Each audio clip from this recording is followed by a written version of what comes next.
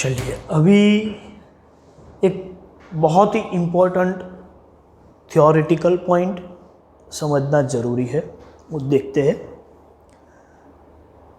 इसको आप बोलोगे theorems on 4 quantities in proportion. मतलब हम 4 क्वांटिटीज इन प्रपोर्शन मतलब हमेशा A/B इक्वल्स टू C/D मान के चलेंगे और इनके बेस पे कुछ थियरम्स स्ट्रक्चराइज हुए हैं जो आपको समझने हैं। Suppose A/B is equal to C/D है तो ऑब्वियस है कि A/B के बजाय मैं B/A लिखूं तो इक्वालिटी में C/D की बजाय ये D/C लिखना पड़ेगा।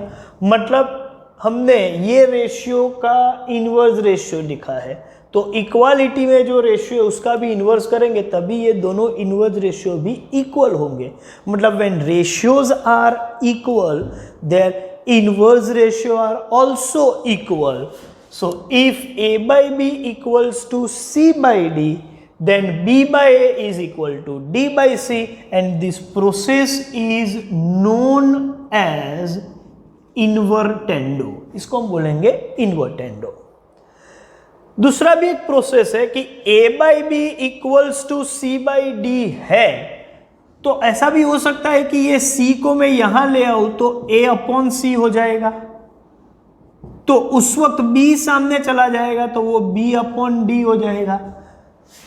सर ऐसा नहीं हो सकता कि हम B और C को इंटरचेंज करते हैं उसके बजाय A और D को इंटरचेंज करें? कर सकते हैं।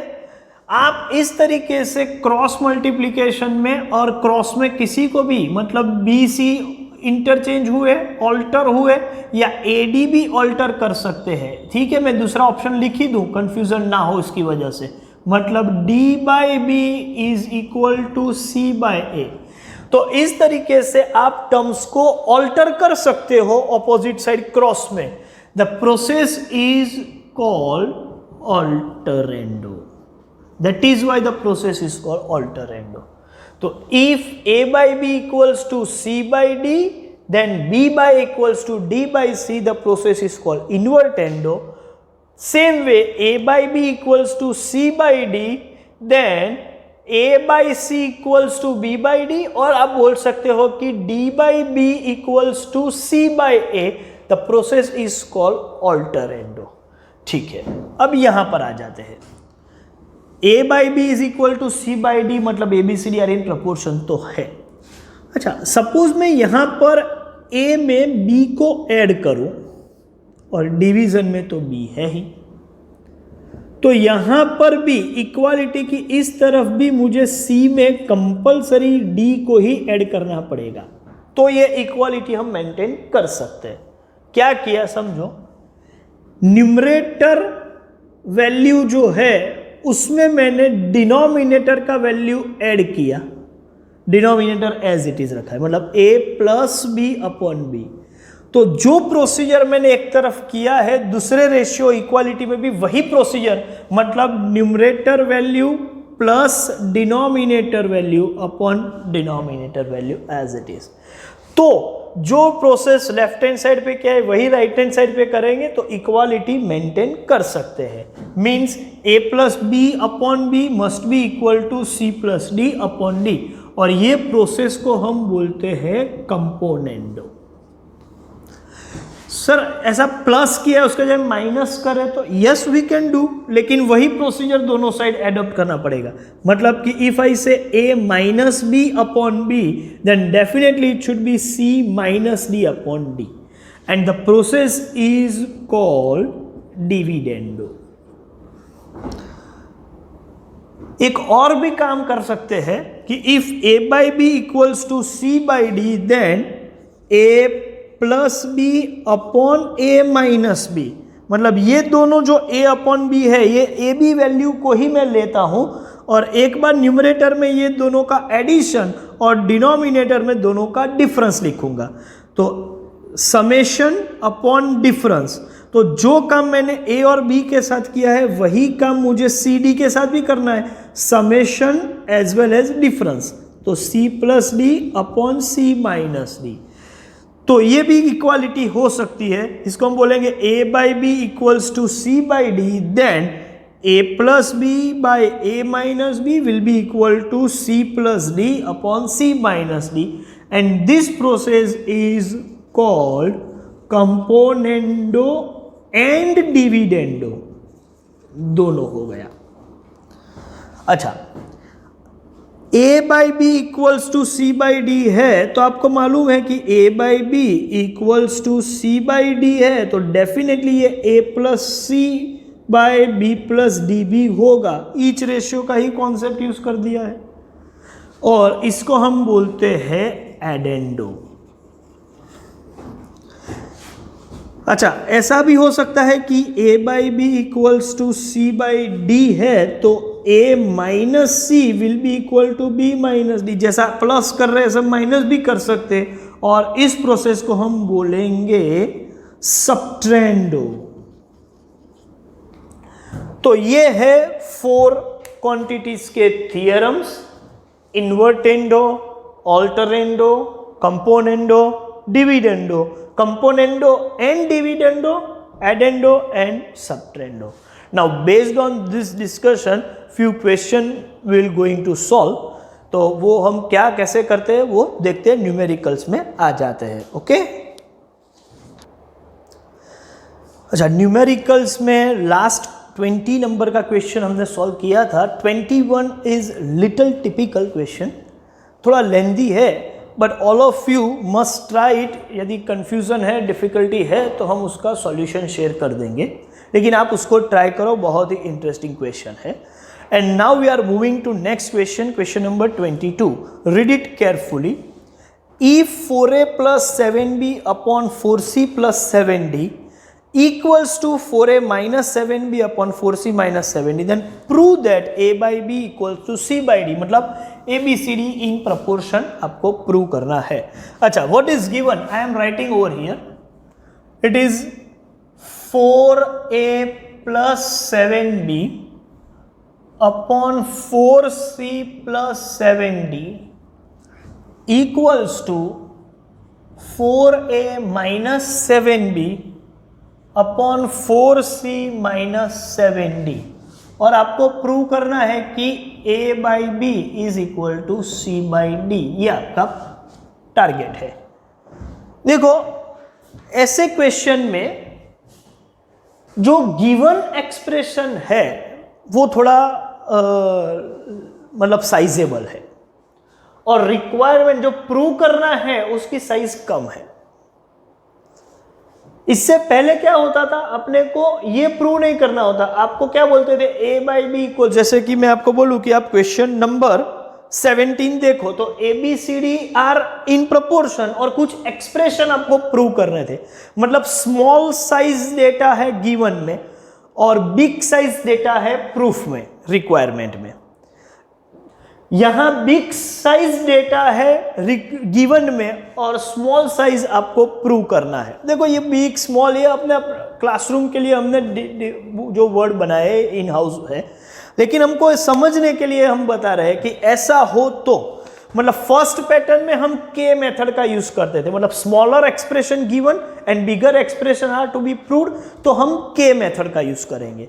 बिगर expression is given and smaller expression is to be proved, तो हम थियरम्स का यूज करेंगे। तो कब क्या करना है, वो क्या होना चाहिए, उसके लिए मैं आपको एक ट्रिक बता रहा हूं, मतलब थोड़ा अंडरस्टैंडिंग पावर आप डेवलप करो। तो बिगर साइज एक्सप्रेशन में से स्मॉलर साइज को प्रूव करना हो तो थियरम्स को हम यूज करेंगे। के मेथड को कब करेंगे, जब ये देंगे, मतलब स्मॉलर साइज देंगे और बिगर एक्सप्रेशन प्रूव करना हो तो के मेथड का यूज करेंगे। चलिए, इसको पहले मैं सॉल्व करूं। दिस इज गिवन, देखो यहाँ 4a 7b है और यहाँ 4, तो a b वाले और c d वाले एक साथ लिख देते हैं। तो मैं ऐसा लिख सकता हूं कि 4a plus 7b upon 4a minus 7b equals to 4c plus 7d upon 4c minus है। अच्छा, क्या किया आपको मालूम पड़ जाना चाहिए कि दिस इज द ऑल्टरेंडो। तो ये मैंने जो काम किया उसको हम बोलेंगे ऑल्टरेंडो।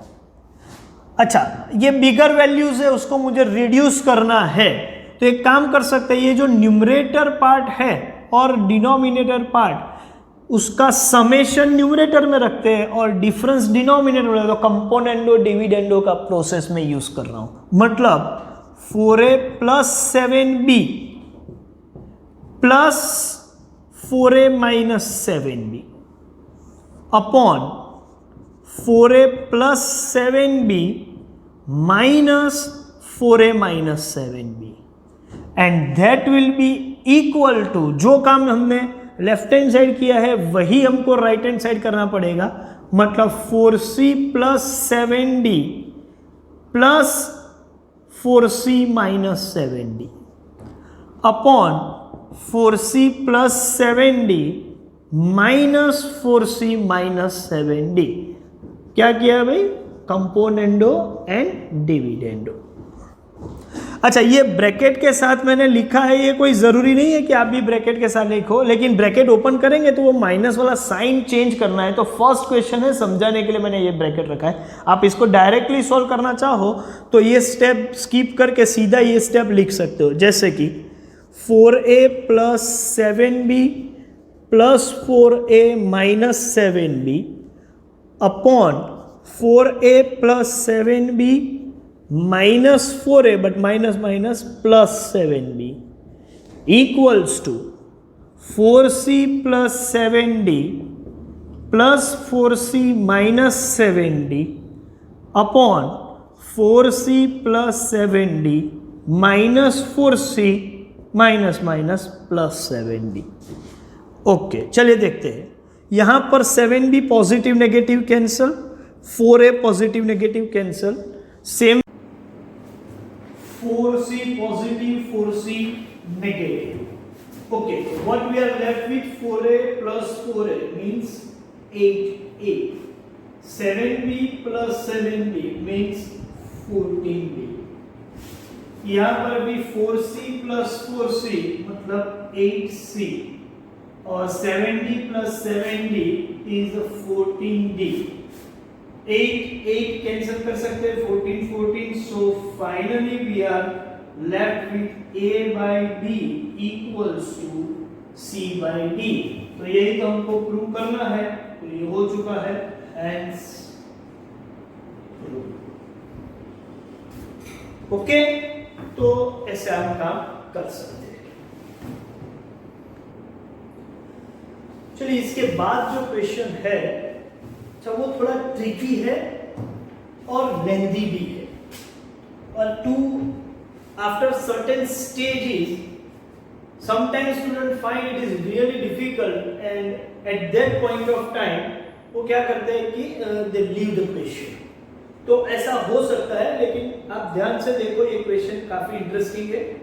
पहले क्वेश्चन को पढ़ लेते हैं।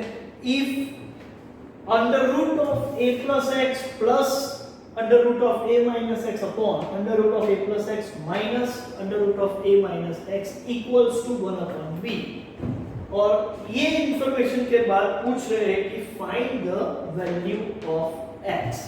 अब यहां पर मुझे x का वैल्यू निकालना है। देखो, ये जो एक्सप्रेशन गिवन है वो काफी साइजेबल है और रूट और थोड़ा complicated expression.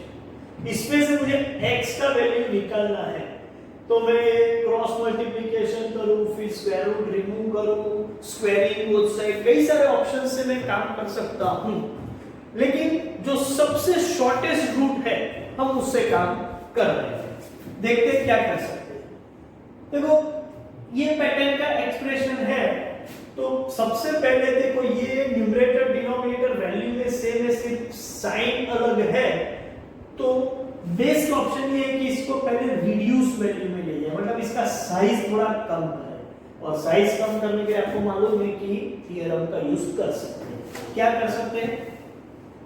Under root of a plus x plus under root of a minus x, numerator plus denominator, मैं कंपोनेंट को डिविडेंडो करने जा रहा हूं, plus under root of a plus x minus under root of a minus x divide by numerator plus denominator. अब यहां लिखेंगे numerator minus denominator, तो पहले numerator part under root of a plus x plus under root of a minus x minus ये part under root of a plus x, लेकिन ये part में minus मैंने ब्रैकेट ओपन करके लिखा हुआ है तो माइनस माइनस हो जाएगा plus under root of a minus and that will be equal to, जो काम हमने लेफ्ट हैंड साइड किया वही काम राइट हैंड साइड करना पड़ेगा, तो 1 plus b 1 minus b, the process is you know it is componendo and dividend.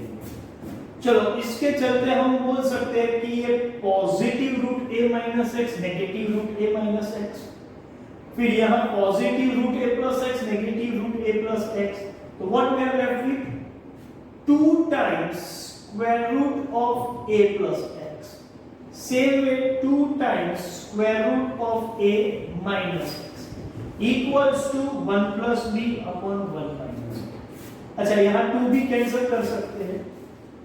अब जो बचा है वो रूट में है, एक काम करते हैं हम स्क्वायरिंग कर लेते हैं दोनों साइड से, तो रूट रिमूव हो जाएगा, तो a plus x upon a minus x मुझे लिखना है, तो मुझे लिखना पड़ेगा 1 plus b the whole square and 1 minus b the whole square. Okay, a plus x upon a minus x equals to, इसको मैं एक्सपांडेड फॉर्म में लिखूं सिंपलीफाई करके, तो 1 प्लस बी का होल स्क्वायर जो है वो a plus b whole square का फॉर्मेट से 1 plus 2b plus b square, 1 minus b square, so 1 minus 2b plus b square. अच्छा जो काम हम रिड्यूस करना चाहते थे, लेकिन वो रूट तो रिमूव हो गया, लेकिन रिड्यूस करने के बाद भी बहुत ज्यादा रिड्यूस नहीं हुआ है, एक काम करते हैं फिर से अप्लाई करते हैं कंपोनेंट और डिविडेंड, मतलब a plus x plus a minus x upon a plus x minus a minus minus plus x. यहां पर भी वही काम 1 plus 2b plus b square plus 1 minus 2b plus b square, और यहां पर 1 plus 2b plus b square minus 1 minus minus plus 2b minus b square. अच्छा ये क्या किया भाई, इसको भी हम बोलेंगे by componendo and dividend. Sir 2 bar component, 2 बार क्या 3 बार क्या, जितनी बार यूज करना है कर सकते हो, जरूरी नहीं कि एक बार कर दिया तो सेम क्वेश्चन में फिर से सी एंड डी यूज नहीं कर सकते। हमको तो वैल्यू रिड्यूस करनी है, इक्वालिटी है तो ये काम कर सकते हैं। चलिए आगे बढ़ते हैं, positive x negative x cancel, positive है नेगेटिव है कैंसिल, यहां पर 2b माइनस 2b कैंसिल होगा, प्लस 1 माइनस 1 कैंसिल होगा, plus of b square minus of b square cancel, so what we are left with a plus a it is 2a, x plus x is 2x, 1 plus 1 2 plus b square plus b square is 2b square. Same way 2b plus 2b it will give you 4b. चलो इसको आगे बढ़ाते हैं। पहले तो ये clear हो गया कि ये 2 कैंसिल हो जाएंगे, तो अभी जो बचा उसको मैं फिर से लिख रहा हूं, it is a upon x equals to, यहां से मैं 2 कॉमन निकालूं तो क्या होगा, 2 कॉमन में आ जाएगा तो 1 प्लस b स्क्वायर बचेगा, और डिनोमिनेटर में तो 4b है उसको मैं डिस्टर्ब नहीं करूंगा। हाँ इतना कर सकते हैं कि ये 2 कैंसिल करके 2 to the 4, a upon x is 1 plus b square upon 2b। अब मुझे x का वैल्यू चाहिए तो 2b यहां मल्टीप्लाई कर देंगे तो 2ab upon 1 plus b square equals to x, तो आपका final answer x is 2ab upon 1 plus b square. थोड़ा लेंथी था क्वेश्चन, लेकिन 2 बार c एंड d का यूज करने से ये काम बहुत सिंपल हो जाएगा। क्लियर? देखो 24th क्वेश्चन काफी इंटरेस्टिंग है, ये भी ट्रिकी है, और कुछ बेसिक मैथमेटिक्स के जो कॉन्सेप्ट है जहां पर आपने कई बार मिस्टेक की होगी, ठीक है, वो कॉन्सेप्ट का भी यूज है यहाँ। और ये आपको बैक टू द बेसिक्स ले जाएगा कि हाँ क्यों हम ऐसा करते थे। पहले क्वेश्चन को ध्यान से देख लेते हैं। You have been provided that a upon b plus c equals to b upon c plus a equals to c upon a plus b, और पूछा है कि prove that each ratio is 1/2 और -1। देखते हैं सर each रेशियो है और ये सब इक्वालिटी में है, तो हमारा एक काम तो ये हो सकता है कि सभी न्यूमरेटर्स का या सभी एंटीसीडेंट्स का टोटल अपॉन सभी कॉन्सिक्वेंस का टोटल। तो एक काम करते हैं a plus b plus c each ratio के फॉर्मेट के हिसाब से upon b plus c plus c plus a plus a plus b। तो ये हुआ a plus b plus c और यहाँ 2a plus 2b plus 2c, और देखते ही बन रहा है तो समझ में आ गया सर। 2 कॉमन निकाल देंगे a plus b plus c, और यहाँ a plus b plus c common factor cut हो जाएगा तो अब बचेगा 1/2। तो ये तो प्रूव हो गया कि ईच रेशियो इज 1/2। ठीक है, ये क्वेश्चन का ये बहुत सिंपल पार्ट था, लेकिन पॉइंट ये है कि ईच रेशियो -1 भी हो सकता है, पर वो कैसे? सर ईच रेशियो यहाँ 1/2 ही हो रहा है, -1 नहीं हो रहा है, सिर्फ 1/2 बराबर है। इसको एक प्रूव हो गया, दूसरे को प्रूव क्या करेगा? और नहीं बोला है ना, तो एक ही देखो, ये क्वेश्चन के ऑप्शन नहीं है, ये एक ही क्वेश्चन के अंदर आपको ये दोनों चीजें प्रूव करनी है। या तो ये ईच रेशियो 1/2 होगा या फिर -1 होगा, ये दोनों में से कोई एक होगा। अच्छा, तो 1/2 तो हो रहा है, -1 तो हो ही नहीं रहा है। देखो ये होगा कैसे? पहले तो 1/2 क्यों हुआ? सर ये a plus b plus c और a plus b plus c ये कॉमन फैक्टर है, वो कट कर देते हैं तो हो जाएगा। ऐसे कॉमन फैक्टर को आप कट क्यों करते हो? आपके पास ये राइट कहां से आया? पहले ये राइट का ओरिजिन देखो। ये कट करने का राइट क्यों है आपके पास? सर ये तो ऑब्वियस बात है ना कि 3 × 2 एंड 5 × 2 है, तो ये 2 सेम वैल्यू है तो कट हो जाएगी, ये 1 हो जाएगा तो 3/5 बचेगा आंसर, उसमें तो कोई डाउट ही नहीं है। बराबर है, आपने बिल्कुल सही बोला कि ये आप कट कर सकते हो 2 को, क्योंकि आपको मालूम है कि ये नंबर 2 है, लेकिन ये a plus b plus c unknown values है और ये सब का टोटल क्या हो रहा है ये हमको पता ही नहीं। और कट करने के लिए बिल्कुल जरूरी चीज ये है कि आप वेक्टर्स को तभी कट कर सकते हो जब वो कोई नॉन जीरो हो, और जब तक आपको पता नहीं है कि a plus b plus c का वैल्यू 0 है या नॉन जीरो, आप ये कट नहीं कर सकते। इसका मतलब आप ये कट कर रहे हैं तो आप ये एज्यूम करते हैं कि a plus b plus c is not equal to 0। मतलब if I cut this, I can say cut is only possible, such cancellation of factor is only possible if a plus b plus c is not 0। That means यहीं से हमारे दो option बन जाते हैं कि if a plus b plus c is not 0, then each ratio becomes 1/2। But what will be so if a plus b plus c is equal to 0? तो इसका ये मतलब हुआ कि a plus b plus c equals to 0 है, तो समझ के चलो कि a plus b क्या होगा? माइनस c होगा। 0 नहीं है तो काम होगा, लेकिन 0 है तो a plus b will become minus c।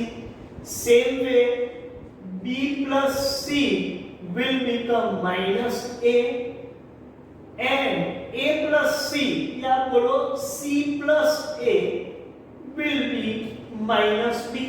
0 है तो यही ऑप्शन है। अब हम हर एक रेशियो को चेक करते हैं। जैसे फर्स्ट रेशियो है a upon b plus c, अब आपको मालूम है कि b प्लस c का मतलब माइनस a है, तो a अपॉन माइनस है, मतलब ये बनेगा -1। सपोज ये b upon c plus a है, जो हमारा सेकंड रेशियो है, वो देखो ये रहा। तो मैं बोलूंगा b अपॉन माइनस b, क्योंकि c प्लस a का मतलब तो माइनस b है, मतलब ये -1 हो जाएगा। अच्छा, मैं थर्ड रेशियो जो बोल रहा हूं वो c upon a plus b, तो c अपॉन और a प्लस b का मतलब -c है, तो ये -1 हुआ।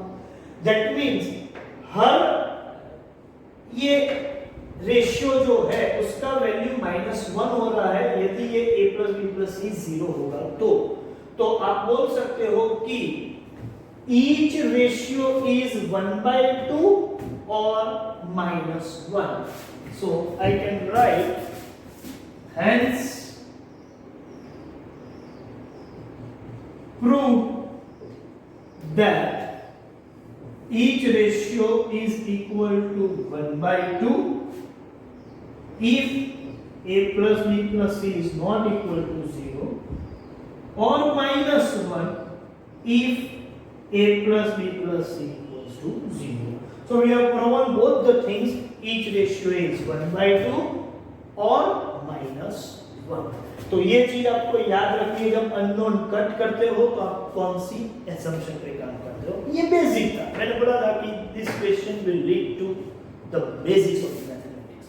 So back to the basics वाला पॉइंट कवर हुआ, और ध्यान रखो कि किस तरीके से हम इसको कर सकते हैं। ओके, देखो 25th क्वेश्चन को पूरा ध्यान से पढ़ो, मतलब उसी में आपको आंसर मिलने वाला है।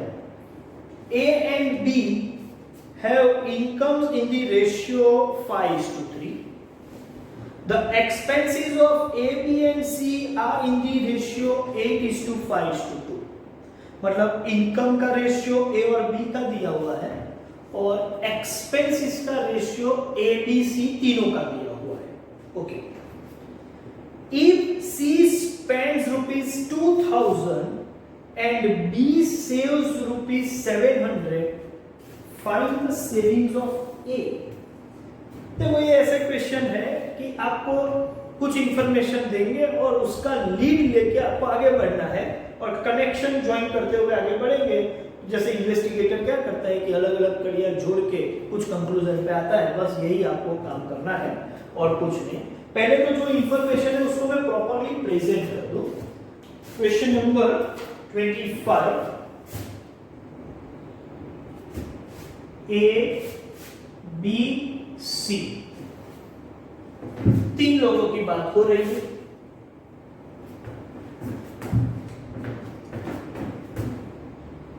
A, B and C।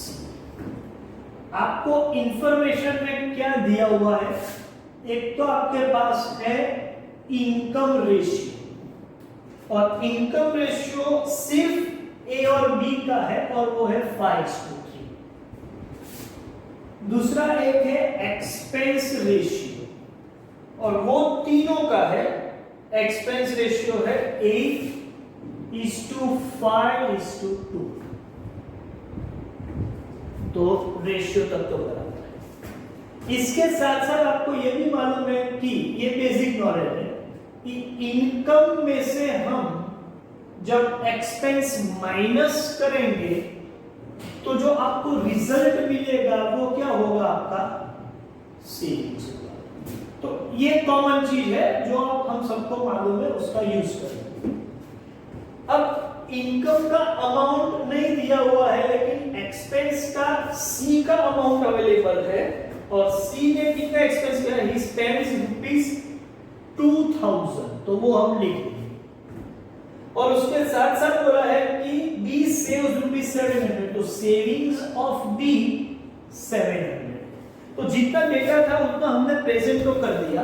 अब इसको लॉजिकली अप्लाई करते हैं कि एक्सपेंस जो है वो सी का 2000 है। अच्छा, एक्सपेंस का रेशियो 8:5:2 है, तो ये रेशियो के हिसाब से देखा जाए तो ये 2000 है, तो ये 5000 होना चाहिए, और ये 8000 होना चाहिए, तभी ये 8:5:2 का रेशियो मेंटेन कर पाएंगे। तो इसकी फिगर पर से हमने ये दो फिगर ले। अभी आपको ये बताया गया है कि सेविंग्स जो है वो बी का 700 है। अब बी ने एक्सपेंडिचर 5000 का किया हो गया, फिर भी उसका 700 सेविंग है, तो डेफिनेटली इनकम उसकी 5700 होनी चाहिए, तभी ये 5000 माइनस होकर 700 बनने वाला है। अच्छा, ये 5700 इनकम जो है उसका रेशियो 5:3 है, मतलब 3 के अगेंस्ट 5700 है, तो 5 के अगेंस्ट क्या होना चाहिए? 9500। समझ के चलो, 3 के अगेंस्ट 5700, 9 के अगेंस्ट हाउ मच? आप सॉल्व करोगे तो आपको पता चल जाएगा कि ये 9500 है। अच्छा, 9500 इज इनकम ऑफ ए, और एक्सपेंस तो पहले से मालूम था, तो सेविंग्स कितना हुआ? 1500। यही आपका आंसर है। आपको बोला गया था कि what is the savings of a, तो ए का सेविंग्स है 1500 रुपीस। तो इस तरीके से आपको जो डेटा है उसका यूज करके कनेक्शन ज्वाइन करते हुए आगे बढ़ना है और किसी एंड तक पहुंचना है। ओके, चलिए अभी देखते हैं क्वेश्चन नंबर 26। पहले क्वेश्चन को ध्यान से पढ़ते हैं। A man divides his property so that his son share to his wife and wife share to his daughter are both in ratio 3:1।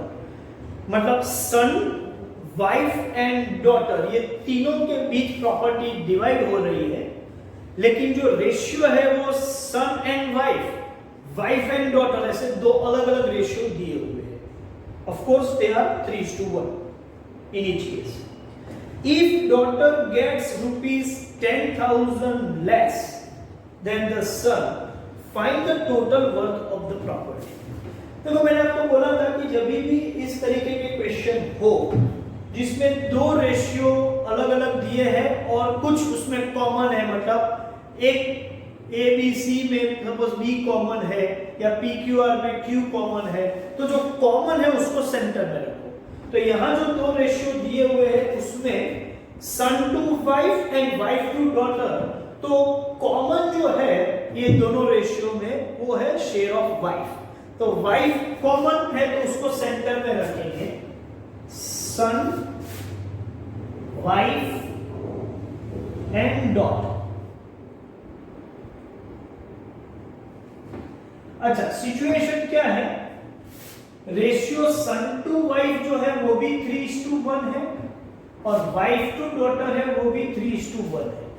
अब मुझे कॉमन रेशियो बनाना है, तो आपको मालूम है कि मैं यहाँ 3 से मल्टीप्लाई करूंगा और यहाँ 1 से मल्टीप्लाई करूंगा, तो 3:1, तो 3 से मल्टीप्लाई करेंगे तो 3 3s are 9, 1 3s are 3, 1 into 3 3 and 3 into 1 into 1 1, तो फाइनल रेशियो बनेगा 9:3:1। तो टोटल प्रॉपर्टी जो है वो 9, 3 और 1 के रेशियो में सन, वाइफ और डॉटर में डिवाइड की हुई है। हम ये मान के चलेंगे कि सन गेट्स टोटल प्रॉपर्टी का 9x, wife gets 3x and daughter gets x, और ये सबका जब मैं टोटल करूंगा तो ये हो रहा है 13x। तो 13x क्या हो गया हमारा टोटल वर्थ, ये हो गया टोटल वर्थ। और ये टोटल वर्थ 13x में से 9x सन को मिल रहा है, 3x वाइफ को मिल रहा है और x कितना पोर्शन जो है वो डॉटर को मिल रहा है। अच्छा, एक और चीज भी यहाँ इंफॉर्मेशन में है कि सन और डॉटर को जो भी मिल रहा है उसका डिफरेंस 10,000 है। It's mention clear cut, daughter gets ₹10,000 less than the son. तो डॉटर को कम मिल रहा है, सन को ज्यादा मिल रहा है। कितना कम मिल रहा है? 10,000। तो 9x में से मैं x वैल्यू माइनस करूं तो जो डिफरेंस है वो हो जाएगा 10,000 का। 9x minus x is 10,000, so 8x is 10,000. That means x is equal to, मैं 10,000 को 8 से डिवाइड करूं तो लगता है ये मिलेगा 1250। तो ये तो x का वैल्यू आ गया। अच्छा, लेकिन मेरा क्वेश्चन है टोटल वर्थ, तो टोटल वर्थ कितना है? टोटल वर्थ is 13x और x is 1250, तो it is 13 into 1250। तो ये कैलकुलेट करके चेक करें कितना हो रहा है, 16250। तो total worth of the property would be 16250। Okay, तो सिंपल सा क्वेश्चन है, आराम से देख लो, समझ में आ जाएगा।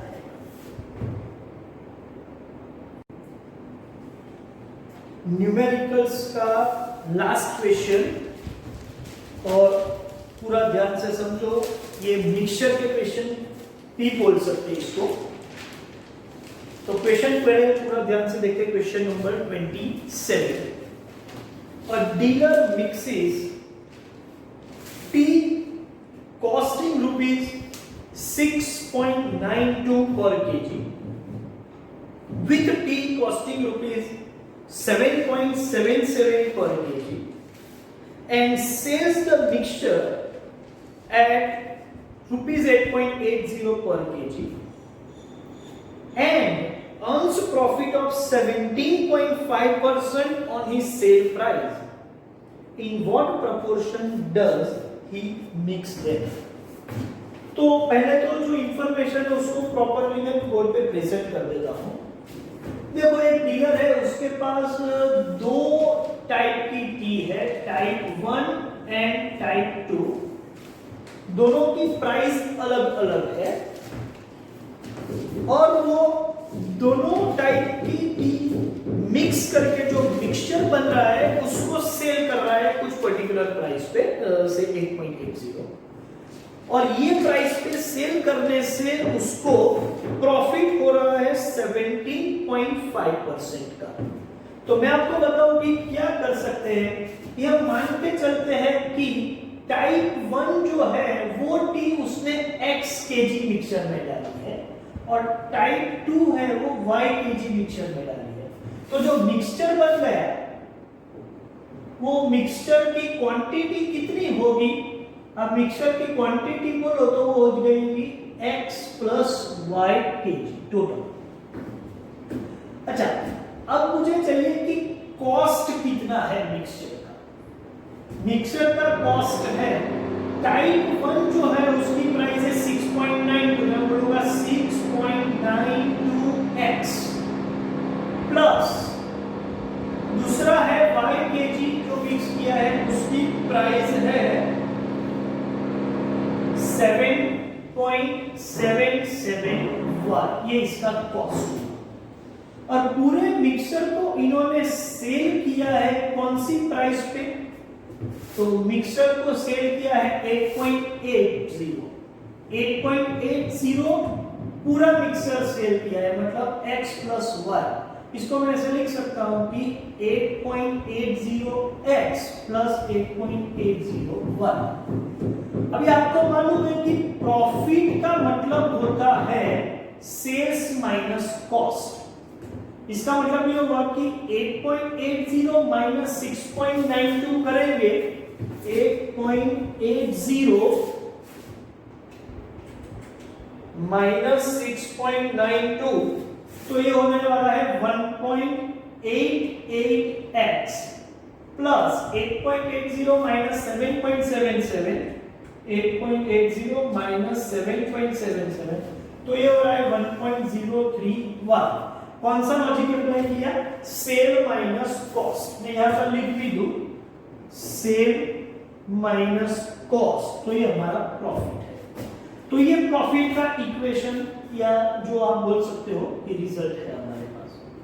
अब हमको पता चला है कि ये जो प्रॉफिट है वो एक्चुअली 17.5% ऑफ सेल्स है। इसका मतलब होगा कि 0.175 ऑफ सेल्स का वैल्यू कितना है, ये रहा 8.80x प्लस 8.80y।